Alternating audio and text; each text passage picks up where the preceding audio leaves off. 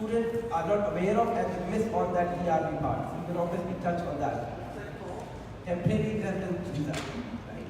So basically that's the stamp. We're going to talk about, that's the last part of our presentation, and then we will be open for question and answers. Right? As I said, I will try to keep my presentation small so that you get more time for the question and answer round.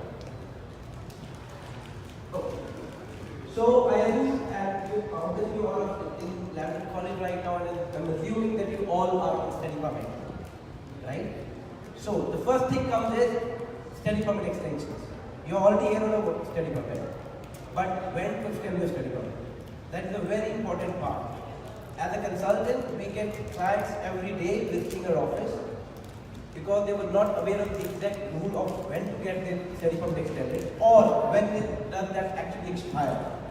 I think that's a bigger question than the first one. When does it actually expire? So I'm going to touch base on the study permit extension part. I hope that this presentation is going to make you more clear about if you have any doubt about the study permits.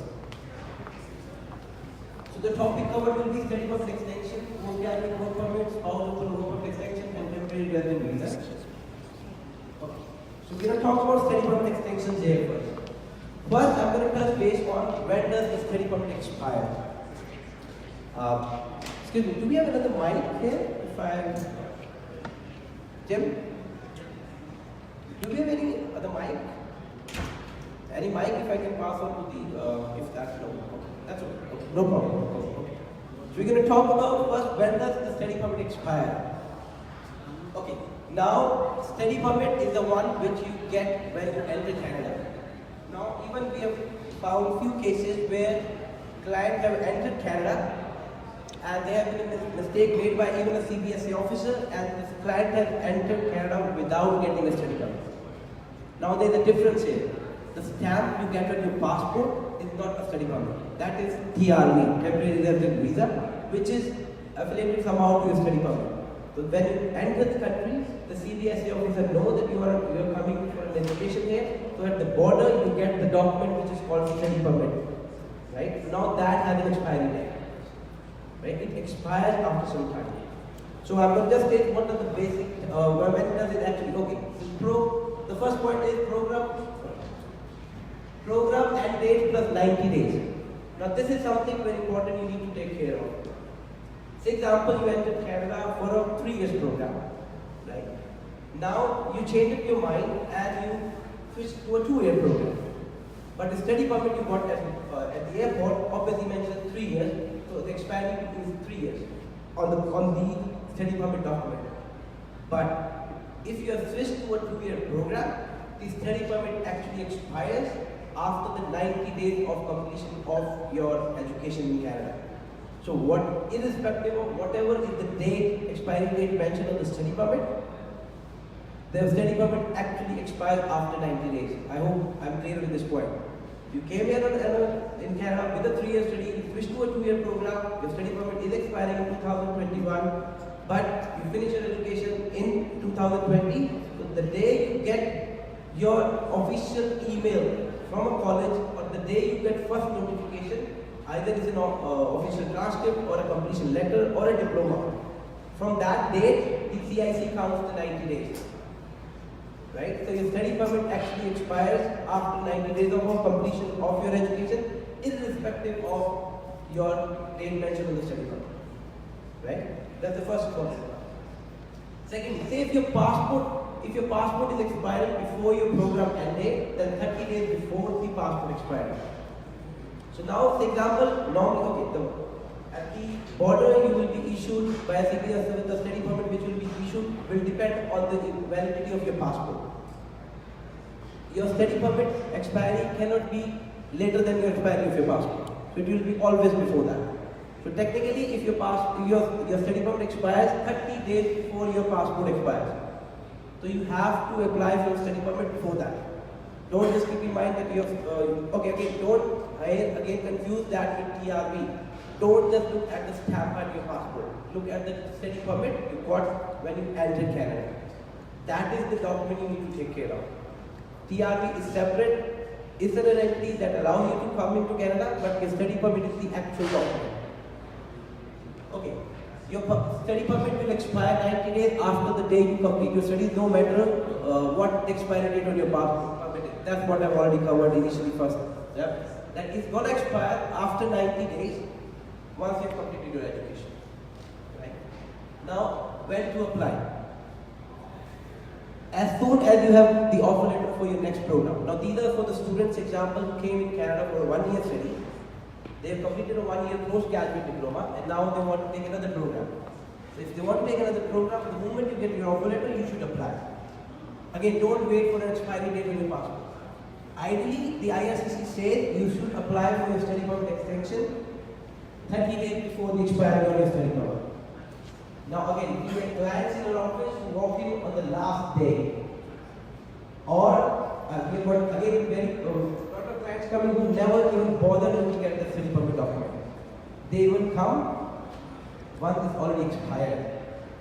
So again, you have to keep your documents updated to your mind what is exactly mentioned there. Because if you're missing on something, you can be in a situation which will not be good for you. Example, if your study permit is expired, your education is still left, yes, the next document says 90 days restoration period. Yes, you do have 90 days to extend your study permit. But if you haven't applied for an extension of a study permit before its expiry, then you are not allowed to continue your studies. Although you are into your restoration period, till your study permit gets restored, you cannot do education. You cannot attend classes. So you have to make sure you are applying for your study permit extension before it expires. Because again, now there are people coming to our office, or we talk to our friends, they said you still have 90 days to restore your status, so I was waiting for that 90 days to happen. Or I've come now, I still have 60 days because it's a 30 days bar. But technically again, the day your study permit expired, you have to stop working. You lose all your rights in Canada. Not of studying, you can't even do your part-time jobs, nothing at all. Because you have lost your status. So you need to restore your status. Yes, the government has given you 90 days to restore it. But again, that doesn't mean that you have those 90 days. You should go to that 90 days to extend your study permit. You have to extend it well ahead of time. Okay, what does it cost? A normal study permit extension costs $250, which is the government fees. And then if you are applying during your restoration period, you have to pay another extra cost of $200. Again, no point. First of all, no point going to that point that you have to do it in the restoration period because you end up paying more as a government fee, and even if you go to a consultant, they even charge higher in the restoration period. Because we need to explain to the IRCC why did you enter into that period.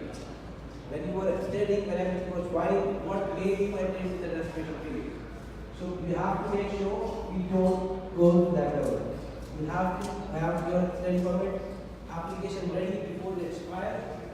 As I said, prior to that, extension should be done 30 days before they expire. But that doesn't mean you can expire within those 30 apply within those 30 days. You can still apply. For example, there are 20 days, 10 days left to study permit, yes, you can apply. But ideally, it should be 30 days. So that's it. I'm going to cover the study permit extension. Once you are finished with your study, the most important question is your postgraduate work permit. So we're going to discuss about what are the eligibility requirements for your postgraduate work permit. What is the validity period of your postgraduate work permit? Should you do it? Should you do a paper application online or go to a CTSA border nearby to the area? I'm going to address that part. That's the important part. Students have them. Should we go to Niagara border or somewhere to get an extension? I'm going to cover that part in detail. Then, how much is the processing time?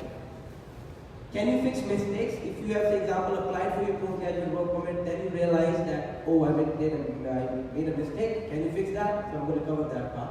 How much does it cost, and what are the common mistakes which client makes when they submit their postgraduate work permit of their own? Because again, you get client getting refusals either coming from border, they made a mistake over there, or when they applied of their own, they make a mistake while they are uploading their documents, or they haven't uploaded the complete documents. So that creates a bit of problem, obviously, for your future case. Okay, so First, we're going to cover who is eligible to apply. If you have completed a program which is more than 8 months, but it has to be continuous program. So what I mean over there is, say example, your program is a 1-year program. You did a 1 year, 1 semester, took a break, which was not it was not a break from college. You took a semester off, and then you finished another semester. That if you have, but you have completed an 8-month program now, but that will not make you qualify for post-graduate work permit, because you have taken a semester off in that 8 months. So your 8-month education should be continuous. You have to make sure. Secondly, application has to be done within 90 days of completion of program. Again, very key and very important part. 90 days of the completion of program. Say example, your program finishes on 20th of December. The 90 days start again when you get the first notification from the college that the official transcript or a diploma or a completion letter has been issued. From there, the 90 days starts. So it has to be done within those 90 days. Third, you should have a valid study permit.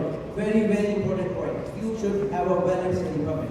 Again, people make mistake. They look at the passport, they look at the TRV stamp on the passport, they never look at the study permit.